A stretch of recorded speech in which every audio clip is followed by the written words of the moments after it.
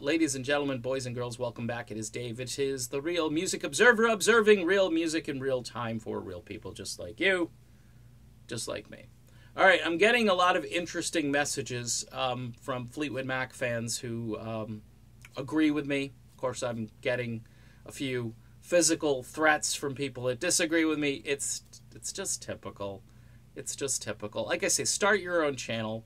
Or better yet, just turn the channel off. I know there are people rubbernecking at this channel, basically. It's like a car wreck to them. They want to keep looking back and seeing what I'm going to say next. I'm getting messages.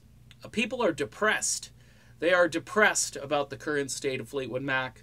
Some people, you know, whether they're in Australia, they wanted to line up and get tickets, but they couldn't cheat on Lindsey Buckingham, as they've stated, or people here in the States that decided to switch their allegiance from the full band to Fleetwood Mac or Lindsey Buckingham solo.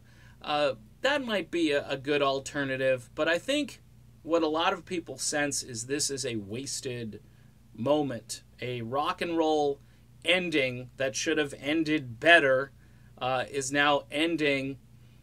You know, this whole idea of turmoil and creative evolution, that was the thing on the website. The Fleetwood Mac is a creative evolution. Yes, we fire people randomly, and it's creative, and it's evolution. No, it's stupid, ridiculous, uncalled for, unprofessional. I could go down the list. Unjustified. But the people who are messaging me are like, hey, you got to keep talking about this. I've kind of stepped back a little bit from talking every day about it or every video or every other video.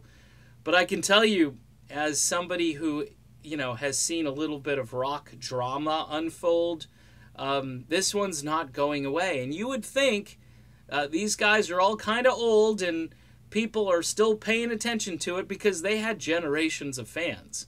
I mean, a lot of these folks aren't the original, like the Peter Green crowd. There might be a few in there. But a lot of these folks came aboard 70s, obviously 80s, maybe even early 2000s. This band, you know, they're good. They were a great band.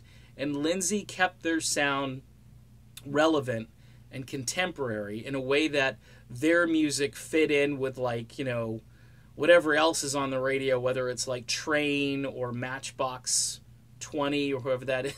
I'm trying to remember names of 90s bands, okay? So just bear with me here. But all of that music and what Lindsey created, it still worked. It still sounded fresh and creative. So there are a lot of people who joined later who are now thinking to themselves, oh no, we thought we had one more shot at this, and without Lindsey, it's just not the same band. And we all know it. Even the people who disagree know that Neil Finn and Mike Campbell they're 2+, you know, what's the math? It's 2 doesn't still equal 1 here. It's sad, but it's true. And for those of you sending me messages, I will stay on this topic.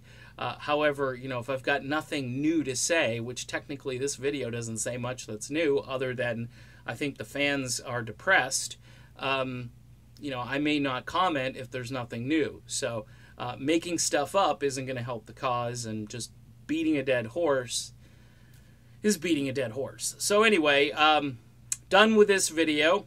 Be back. If I've got some new interesting Fleetwood Mac info, I will relay it. But until then, see you soon.